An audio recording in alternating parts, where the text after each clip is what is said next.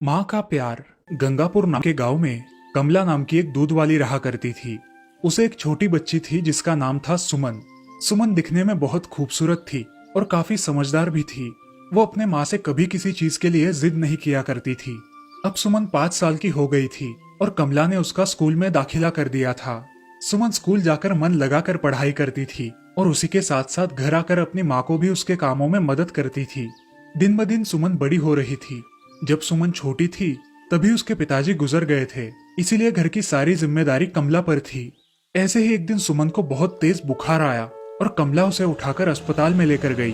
अरे बिटिया, आंखें खोलो, हम अस्पताल जा रहे हैं। माँ, बहुत थकावट लग रही है मुझे। बेटा, बहुत तेज बुखार होने के कारण तुम्हें थकावट लग रही है। बस हम पहुंच ही गए, चलो। अस्पताल में डॉक्टर उसका चेकअप करते हैं। इसे थोड़ा तेज बुखार है, मैं दवाइयाँ लिख कर देता हूँ, आप सुबह शाम देते रहना। जी डॉक्टर साहब। ऐसा कहकर कमला सुमन को लेकर घर चली आती है। कुछ समय बाद उसे खाना खिलाकर दवाइयाँ देती है। शाम होते होते उसका बुखार कम हो गया। बेटी, कल घर पर रहकर ही आराम करना, ठीक है? हाँ माँ। चलो अब हम सो जाते हैं। कमला और सुमन सो जाती है।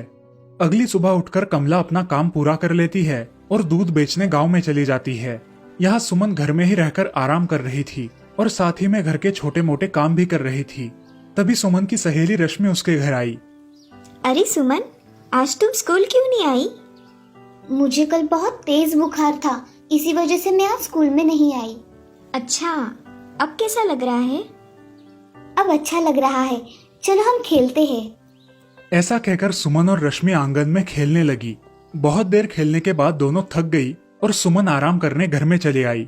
सुमन थोड़ी ही देर में सो गई और कुछ देर बाद उसकी माँ घर आई। बेटी रश्मि, तुम कब आई? चाची, मैं कब से आई हूँ। हम दोनों ने बहुत खेल खेले, इसलिए सुमन बहुत थक गई है और वह सो गई। अब आप आ गई है तो मैं अपने घर चली जाती हूँ। ऐसा कहकर रश्मि वहाँ से चली जाती है। कमला सुमन के पास बैठकर उसका बुखार देखती है। अब सुमन को बुखार नहीं था, इसीलिए कमला अपने काम में लग गई। थोड़ी ही देर बाद कमला को सुमन की आवाज आई। माँ, मेरा पूरा बदन दर्द कर रहा है। हाँ मेरी बच्ची, अब तुम खाना खाकर दवाइयाँ ले लेना, जिससे तुम्हें आराम मिलेगा। ऐसा कहकर कमला उसे खाना खिलाती है और दवाइयाँ देकर सुला देती है। ऐसे ही कुछ दिन बीत गए। अब सुमन एकदम ठीक ठाक हो गई और कमला भी हर रोज की तरह दूध बेचने लगी। इधर सुमन भी स्कूल जाने लगी थी। ऐसे ही एक दिन स्कूल से आते वक्त सुमन को रास्ते में एक कुत्ते का पिल्ला दिखाई दिया जो जख्मी था। सुमन उसे उठाकर अपने घर लेकर आई। कुछ देर बाद कमला घर आई। बेटी सुमन, ये कुत्ता कैसे आया हमारे यहाँ? अरे माँ, रास्ते में इसको जख्मी अवस्था में देखा तो मैं उसे उठाकर घर लेकर आई। अच्छा ठीक है, चलो हम इसे पट्टी बांध देते हैं। हाँ माँ। कमला ने उस कुत्ते के पिल्ले को उठाया और उसकी मलहम पट्टी की। कुछ ही दिनों में वो कुत्ते का पिल्ला ठीक ठाक हो गया और सुमन के साथ मजे से खेलने लगा। ऐसे ही बहुत दिन बीत गए। अब सुमन बड़ी हो गई थी, लेकिन एक दिन अचानक उसकी तबीयत फिर से बिगड़ गई।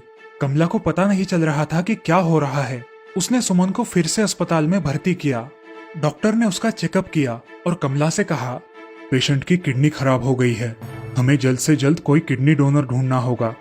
मगर डॉक्टर साहब, किडनी कौन देगा? आपके खून के रिश्तेदार किडनी दे सकते हैं। डॉक्टर साहब, मैं मेरी बच्ची को किडनी देने के लिए तैयार हूँ।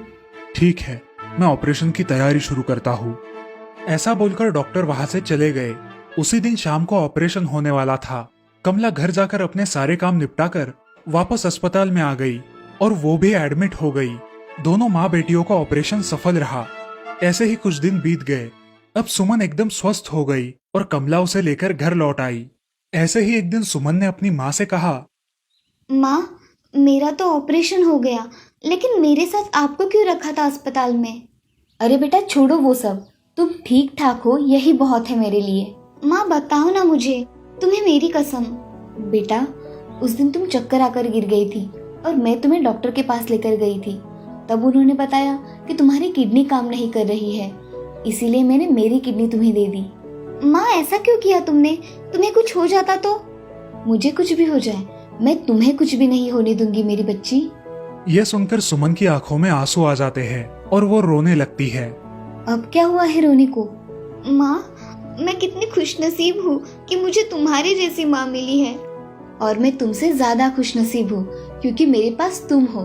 अब रोना बंद करो। उस दिन के बाद सुमन कभी बीमार नहीं पड़ी और अपनी प्यारी माँ के साथ एक खुशहाल जिंदगी जीने लगी। दोस्तों, हमारी माँ हमारे लिए कुछ भी कर सकती है। हमें हमेशा माँ का ऋणी होना चाहिए।